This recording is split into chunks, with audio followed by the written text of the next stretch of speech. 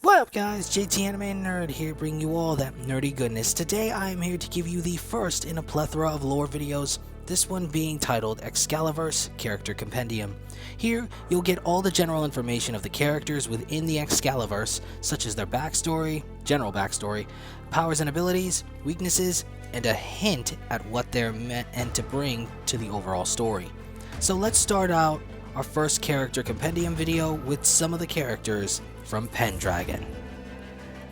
Arthur PenDragon, alter ego PenDragon. Arthur was born to Uther and Igraine PenDragon, the king and queen of Camelot. However, in the brink of a great betrayal by Uther's Knights of the Round, Arthur was placed in the care of Sir Ector, a former Knight of the Round himself, and raised alongside his foster brother Kay.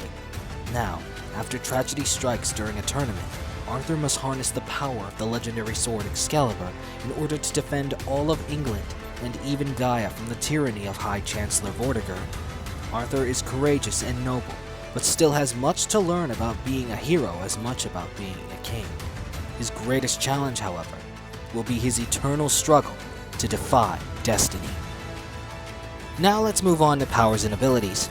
Alone, Arthur's no different than a regular person, but when wielding Excalibur, he becomes the legendary hero PenDragon.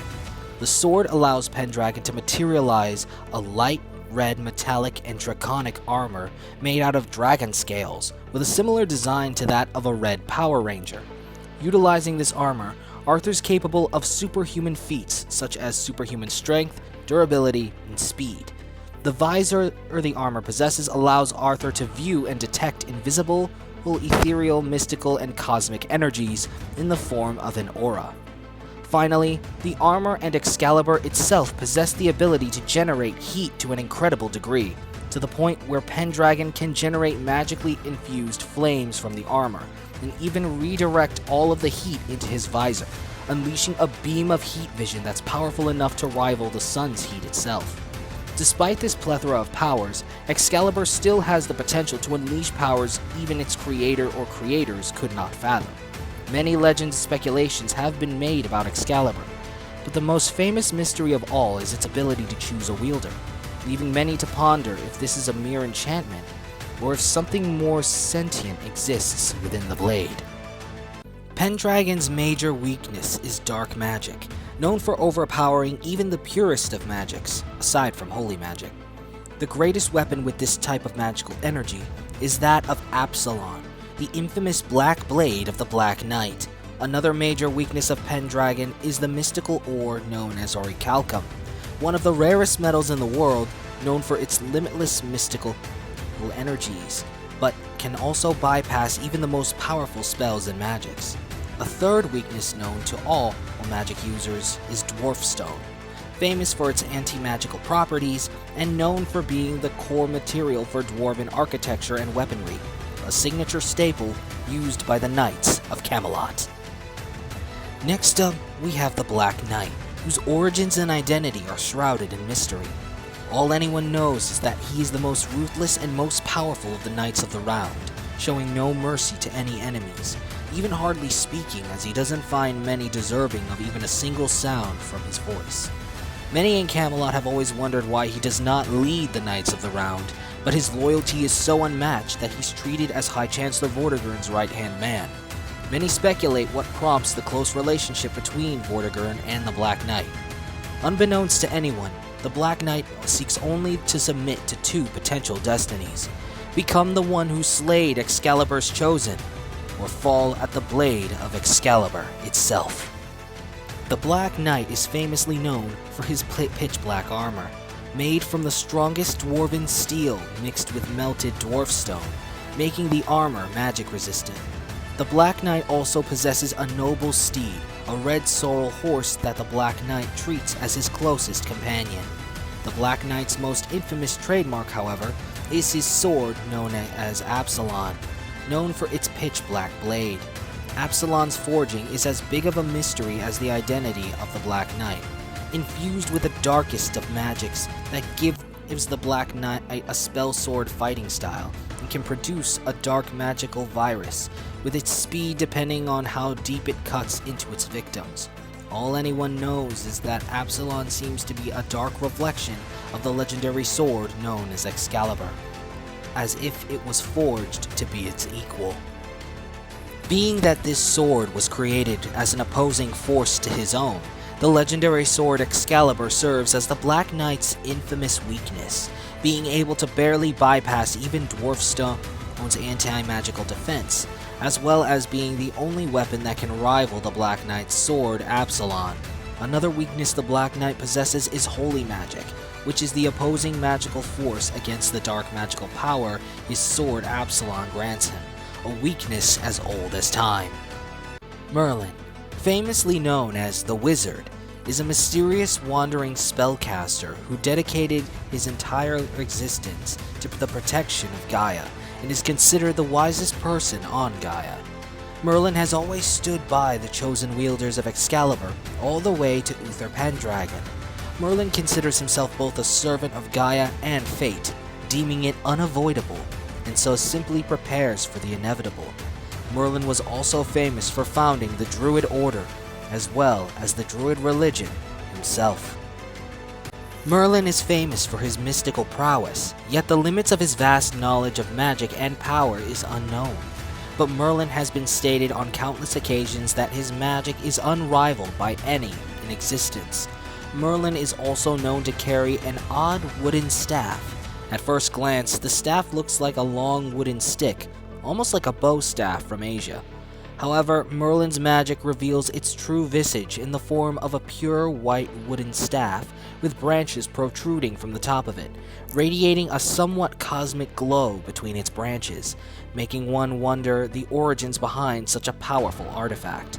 A lesser-known power that only those closest to Merlin know is that of his foresight, a psychic power that Merlin keeps heavily secret but utilizes to prepare for events to come, even foreseeing the coming of the once and future king. However, this power comes and goes as it pleases, as Merlin has no full control over it.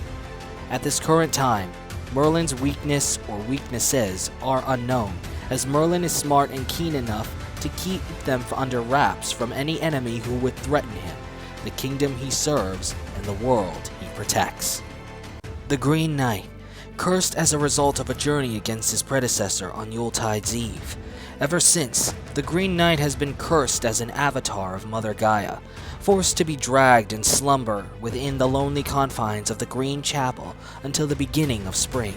The Green Knight would then return to his forced slumber at the beginning of the fall all the way through winter, unless he was summoned prematurely by mystical means. The Green Knight is known for his selfish and cruel nature, taking his hatred out on the world and wanting it to feel pain almost as bad as the pain the curse inflicts upon him day by day.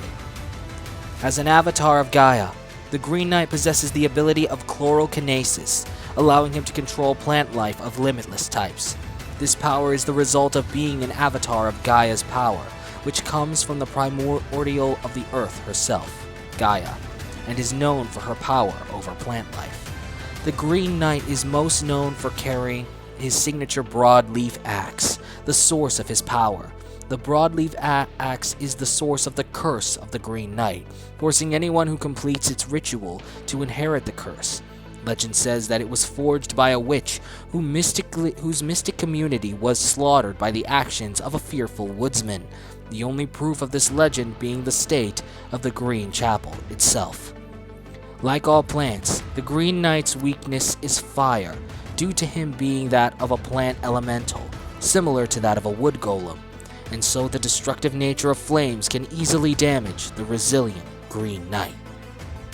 Lancelot Duloc is the leader of the Knights of the Round due to his loyalty, nobility, and his proving to be a great leader as he rose up the ranks as a Knight of Camelot. Despite his authority, his rivalry with the Green Knight is infamous due to the Green Knight's impulsive and selfish nature, only ever being quelled by High Chancellor Vortigern, who they both respect. Lancelot tends to keep his personal life to himself, but it is known that his parents were killed by rogue spellcasters during the Druid Wars, leading to his resentment toward magic and any affiliated with magic in general. Lancelot is a true knight, by the book through and through, but now begins to conflict with himself between his morality as a knight and loyalty to his possibly corrupt leader, Vortigern. Lancelot's training as a knight gives him enhanced strength and agility. Lancelot also possesses a dwarf stone sword dubbed Sekase, which was a sword rewarded to him by Vortigern himself. Sorry if I butchered that name. The only thing known about that sword is that it was forged long ago before the Druid Wars, with its purpose currently being unknown. Lancelot's greatest weakness, however, is his sense of honor as a knight, always wanting to do things by the book, making it easy for villains to manipulate and take advantage of him. Lancelot, however, has been known to conflict between his selfish desires and his sense of honor, making him question himself on his integrity and worthiness as both a knight and a decent person. Percival, also known as the Red Knight, was once kidnapped by a bandit group whose leader stole a set of red armor. However, after the years of being their slave, she ultimately killed the bandits in their sleep and presented the bandit leader's head to King Uther. This act would have her be taken in and trained by the Knights of Camelot, under the tutelage of Vortigern at that time. She has remained Vortigern's obsessively loyal knight to the point where she played a hand in the betrayal of Uther PenDragon alongside her peers within the Knights of the Round. Percival is known for her loyalty and ruthlessness, never tolerating anyone who opposes Vortigern and his cause.